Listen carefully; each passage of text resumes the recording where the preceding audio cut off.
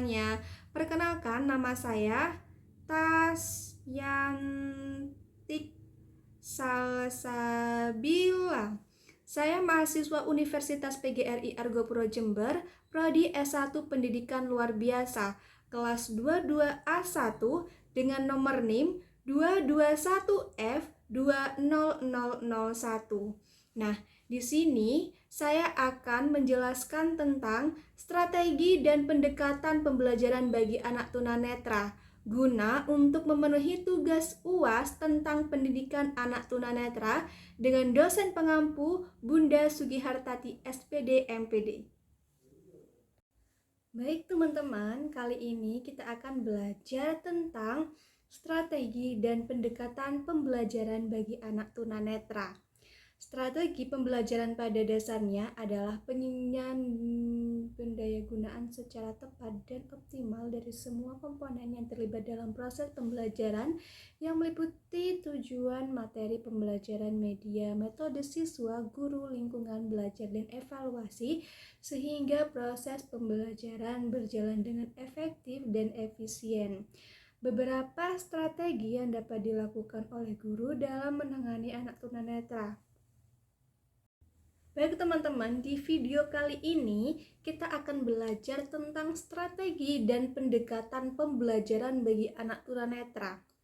Strategi pembelajaran pada dasarnya adalah pendayagunaan secara tepat dan optimal dari semua komponen yang terlibat dalam proses pembelajaran yang meliputi tujuan, materi pembelajaran, media, metode, siswa, guru, lingkungan belajar, dan evaluasi. Sehingga proses pembelajaran berjalan dengan efektif dan efisien. Beberapa strategi yang dapat dilakukan oleh guru dalam menangani anak tunanetra adalah yang pertama, pemanfaatan sisa penglihatan. Secara akademis, tujuan pemanfaatan sisa penglihatan adalah agar anak dapat membaca huruf atau buku cetak dengan ukuran tertentu. Dengan demikian, anak bisa belajar bersama anak normal lainnya. Kemudian yang kedua ada pengaturan cahaya. Dalam mengikuti pembelajaran bersama-sama anak normal, di kelas ketercukupan cahaya merupakan hal yang amat penting yang perlu diperhatikan oleh guru. Cahaya yang terlalu kuat maupun terlalu gelap dapat menyulitkan anak dalam belajar membaca. Kemudian yang ketiga, penggunaan buku cetak besar. Dalam adanya buku cetak yang khusus diperuntukkan bagi anak penyandang gangguan penglihatan, diharapkan anak dapat belajar dengan efektif. Nah, selain strategi, pendekatan dalam pembelajaran bagi anak tunanetra juga perlu diperhatikan. Hal ini dikarenakan penggunaan strategi dan pendekatan yang tepat bagi anak akan memudahkan anak dalam mengikuti proses pembelajaran. Secara umum, dikenal adanya dua pendekatan yang sering dilakukan dalam memberikan layanan pendidikan bagi anak-anak berkebutuhan khusus, yaitu pendekatan kelompok atau klasikal. Pendekatan ini dilakukan dalam kelas-kelas secara klasikal maupun dalam kelompok-kelompok tertentu. Kemudian yang selanjutnya ada pendekatan individual. Pendekatan ini dilakukan dengan cara memberikan pelayanan secara pribadi atau perorangan masing-masing anak, sehingga guru akan lebih teliti dalam mengamati perkembangan anak. Selanjutnya ada pendekatan remedial. Pendekatan remedial bertujuan untuk membantu anak berkebutuhan khusus dalam upaya mencapai kompetensi yang ditentukan dengan lebih menekankan pada hambatan atau kekurangan yang ada pada anak berkebutuhan khusus, pada kompetensi yang belum dicapai oleh anak. Kemudian yang terakhir ada pendekatan akseleratif. Pendekatan akseleratif bertujuan untuk mendorong anak berkebutuhan khusus, utamanya anak berbakat, untuk lebih lanjut menguasai kompetensi yang ditetapkan berdasarkan asesmen kemampuan anak. Tunanetra memiliki beberapa keterbatasan sebagai akibat langsung dari ketunanetraannya. Dengan terganggunya penglihatan tunanetra, maka ia tidak bisa leluasa bergerak dan berpindah tempat. Untuk dapat bergerak secara leluasa, tunanetra perlu mempelajari secara khusus dan terprogram teknik mobilitas dengan baik dan benar. Teknik tersebut dapat membantunya untuk memperoleh pengalaman baru dan melakukan interaksi dengan lingkungannya. Untuk mendapatkan interaksi yang aktif, seseorang hendaknya memiliki konsep-konsep yang benar sesuai dengan realitas strategi pengajaran yang menggunakan prinsip pertama, pengalaman konkret atau concrete experience. Artinya, pengajaran harus sesuai dengan asli atau menampilkan modelnya. Kemudian selanjutnya belajar dengan bertindak atau learning by doing. Artinya dalam mengajar tunanetra harus menekankan pada praktek, yaitu melakukan kegiatan secara langsung, bukan hanya menerapkan secara lisan saja. Kemudian kesatuan pengalaman atau uneven experience. Karena keterbatasan dalam penglihatan, maka dalam menerangkan pada tunanetra harus utuh dan sistematis dan menyeluruh secara terpadu menyebabkan tunanetra dapat memiliki konsep sesuatu, pengetahuan, dan keterampilan secara utuh. Selanjutnya kita akan belajar tentang makna bimbingan. Bimbingan adalah proses membantu individu untuk mencapai perkembangan optimal. Definisi ini memiliki makna bahwa bimbingan adalah suatu proses. Sebagai suatu proses, bimbingan merupakan kegiatan yang berkelanjutan, sistematis, dan berencana yang terarah kepada pencapaian tujuan. Kemudian, bimbingan adalah bantuan. Bimbingan bertugas mengembangkan lingkungan yang kondusif bagi perkembangan siswa. Pemberian dorongan dan semangat, menumbuhkan keberanian bertindak dan bertanggung jawab, mengembangkan kemampuan untuk memperbaiki dan mengubah perilaku sendiri. Kemudian bantuan itu diberikan kepada individu. Individu yang diberi bantuan adalah individu yang sedang berkembang dengan segala keunikannya. Bantuan dalam bimbingan diberikan dengan pertimbangan atau keragaman, keunikan, keutuhan, kebutuhan, dan masalah individu yang bersangkutan. Kemudian selanjutnya tujuan bimbingan adalah perkembangan optimal. Perkembangan yang dimaksud adalah perkembangan yang sesuai dengan potensi dan sistem nilai tentang kehidupan yang baik dan benar. Perkembangan optimal merupakan suatu kondisi dinamik di mana individu mampu mengenal dan memahami diri, berani menerima kenyataan diri, mengarahkan diri sesuai dengan kemampuan, kesempatan, dan sistem nilai, melakukan pilihan, dan mengambil keputusan atas tanggung jawab sendiri. Adapun prinsip-prinsip umum bimbingan diberikan kepada individu yang sedang berada dalam proses perkembangan. Bimbingan bertugas untuk membantu siswa memahami sistem nilai sebagai bagian dari proses pengembangan dirinya. Kemudian bimbingan diperuntukkan untuk siswa. Bimbingan perlu memahami perkembangan dan kebutuhan siswa secara menyeluruh dan menjadi perkembangan dan kebutuhan siswa tersebut sebagai salah satu dasar bagi penyusunan program bimbingan di sekolah. Kemudian bimbingan dilaksanakan dengan mempedulikan semua segi perkembangan siswa. Dalam bimbingan, semua segi perkembangan siswa baik fisik, mental, sosial maupun emosional dipandang sebagai satu kesatuan dan saling berkaitan. Kemudian bimbingan berdasarkan pada pengakuan atas kemampuan individu untuk menentukan pilihan. Setiap siswa memiliki kemampuan untuk menentukan pilihannya sendiri tentang apa yang dia lakukan. Kemudian bimbingan adalah bagian terpadu dari proses pendidikan. Dalam praktek pendidikan, tidak cukup hanya melaksanakan proses pembelajaran saja yang lebih banyak terfokus kepada membantu siswa menguasai pengetahuan secara intelektual, melainkan juga harus disertai dengan mengembangkan aspek yang lain seperti keterampilan sosial, kecerdasan emosional, disiplin diri, pemahaman nilai, sikap, dan kebiasaan belajar. Kemudian bimbingan dimaksudkan untuk membantu siswa merealisasikan dirinya. Bantuan di dalam proses bimbingan diarahkan untuk membantu siswa memahami dirinya, mengarahkan siswa dari tujuan yang realistik dan mencapai tujuan sesuai dengan kemampuan diri dan peluang yang diperoleh. Kemudian pendekatan perkembangan dalam bimbingan.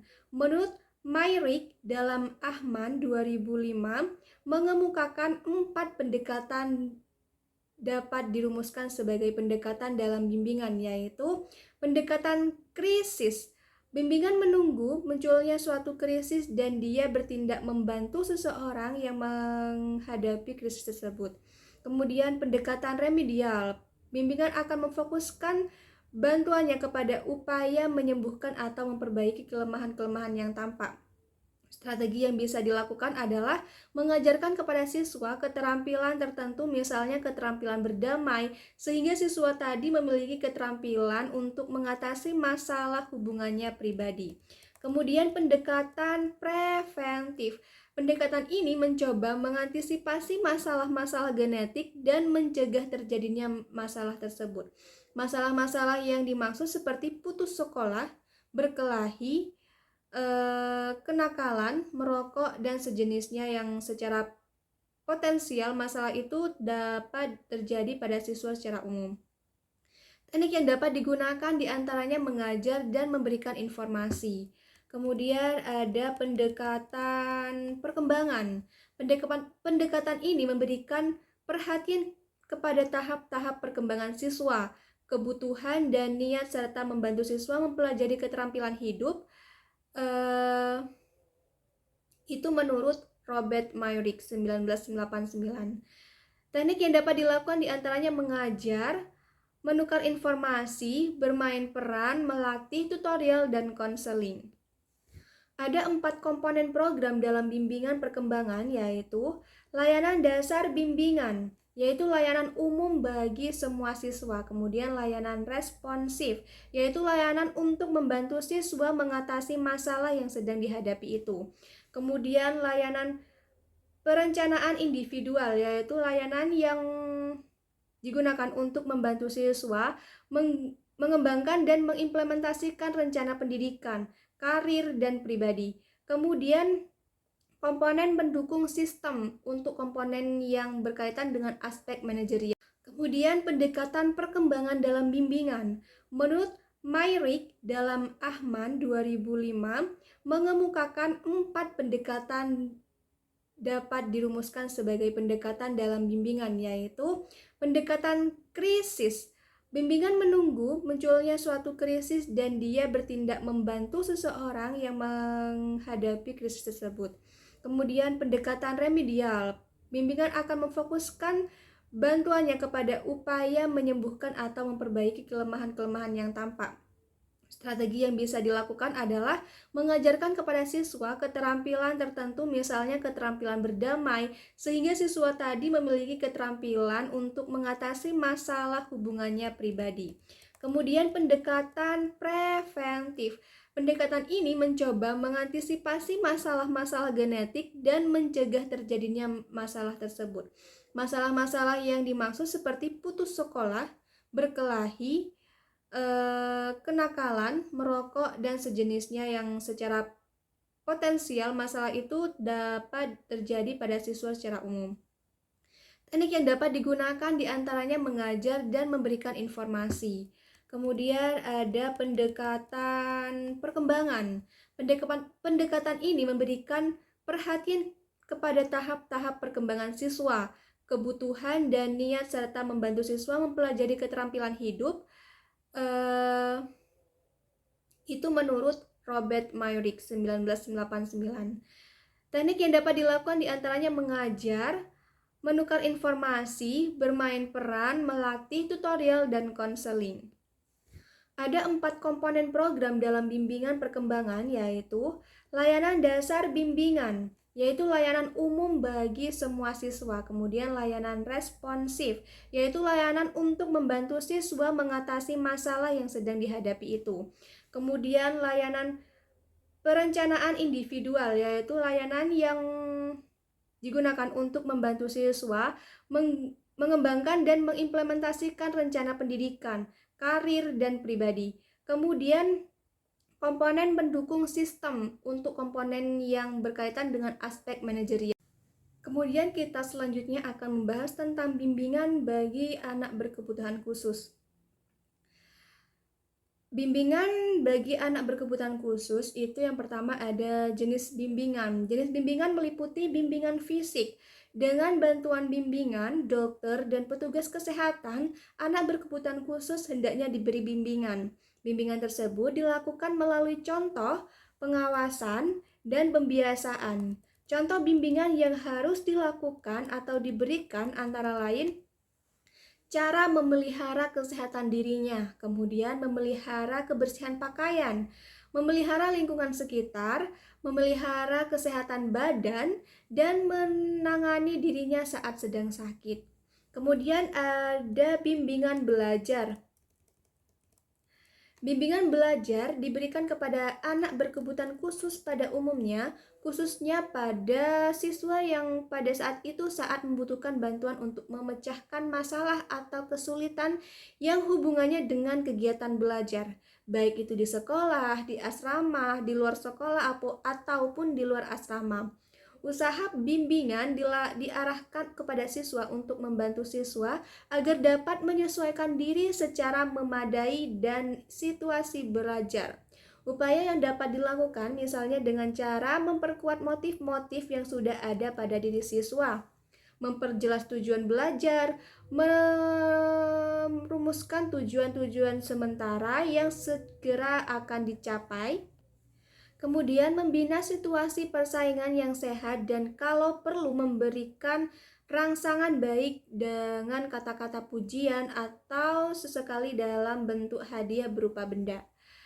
Pemberian informasi sebagai salah satu teknik dalam bimbingan belajar akan sangat membantu siswa. Misalnya informasi tentang cara belajar efektif, bagaimana cara melakukan diskusi yang baik, cara mengembangkan kebiasaan belajar yang baik, dan cara menghilangkan kebiasaan belajar yang buruk.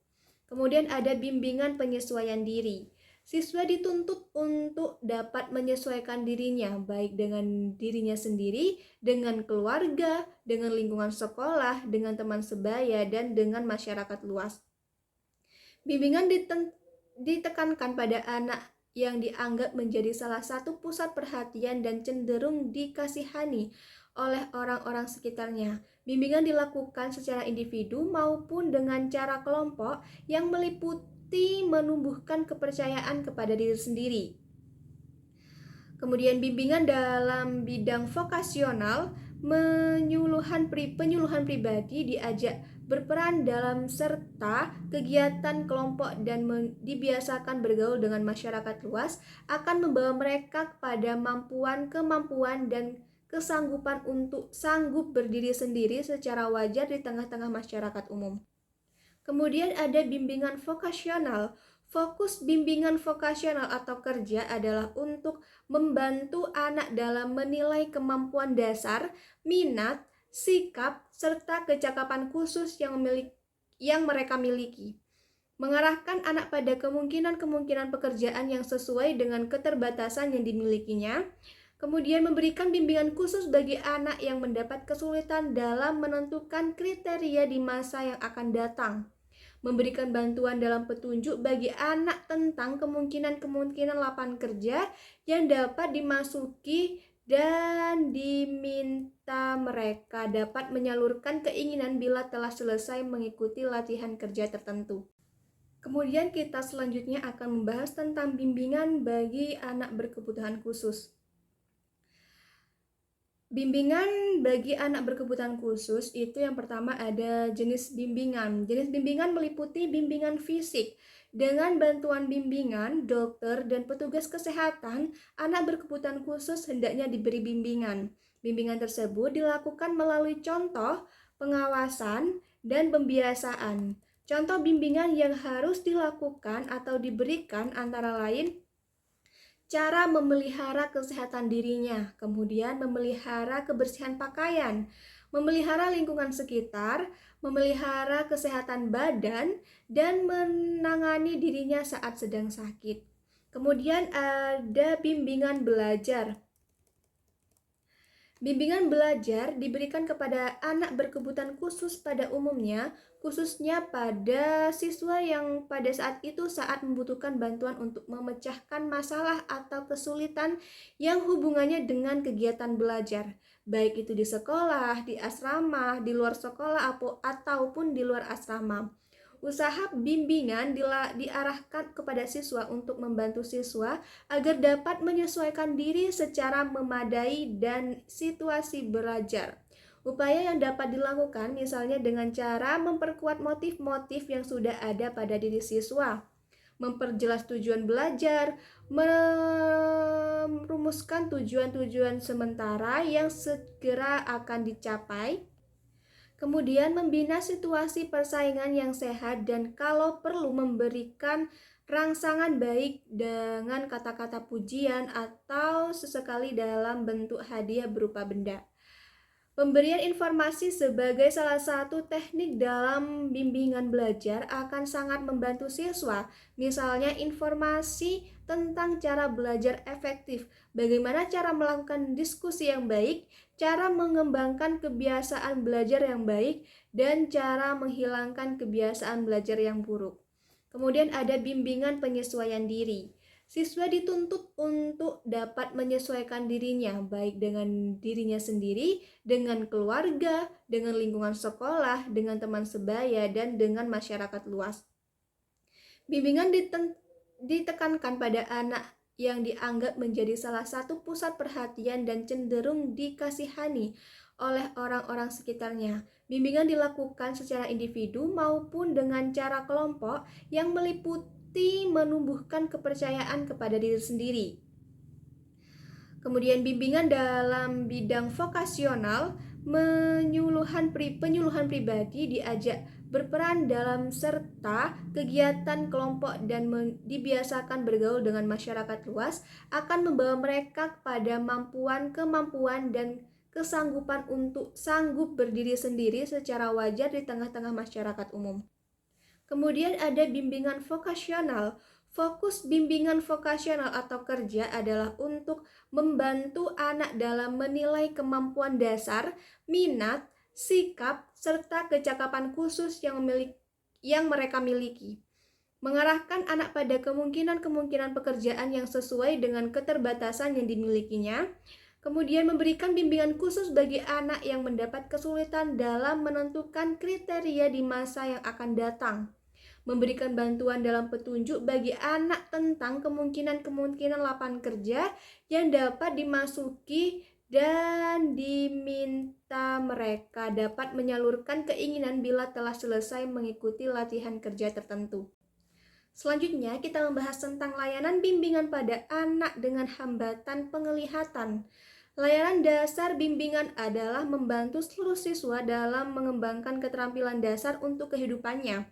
Fungsi layanan dasar bimbingan ini lebih bersifat pengembangan karena merupakan upaya menyiapkan pelaksanaan bimbingan secara sistematik bagi seluruh siswa, termasuk siswa dengan hambatan penglihatan seperti siswa tunanetra. Strategi khusus dan isi layanan pendidikan bagi anak tunanetra menurut Harmdan, ML, dan kawan-kawan 1990 paling tidak meliputi mobility training and daily living skill, yaitu latihan untuk berjalan dan orientasi tempat dan ruang dengan berbagai sarana yang diperlukan serta latihan keterampilan kehidupan kesehariannya. Kemudian ada traditional curriculum concrete area, yaitu orientasi dan mobilitas keterampilan berbahasa termasuk ekspresi dan keterampilan berhitung. Kemudian terakhir ada communication media, yaitu menggunakan braille dalam berkomunikasi. Jadi kesimpulan dari materi tersebut adalah ketunanetraan adalah seorang mengakibatkan dirinya mengalami berbagai keterbatasan. Salah satunya adalah dalam hal mobilitas atau pergerakan. Hal ini disebabkan karena akibat ketunanetraannya. Sebagian besar ketunanetraan memiliki gerak yang kaku dan sikap tubuh yang jelek. Oleh karena itu, anak tunanetra harus diberikan suatu bimbingan, baik itu karena beban psikologis yang dialaminya maupun karena keterbatasan-keterbatasan yang dia miliki, termasuk keterbatasan mobilitas. Ada banyak jenis bimbingan yang dapat digunakan untuk anak tunanetra. Pemilihan bimbingan yang tepat dalam meningkatkan efektivitas bimbingan bagi seorang anak. Oleh karena itu, guru berperan penting dalam memilih bimbingan bagi anak sesuai dengan kebutuhan dan masalah yang dialami anak tersebut. Demikianlah materi yang dapat kita pelajari hari ini. Semoga bermanfaat. Wassalamualaikum warahmatullahi wabarakatuh.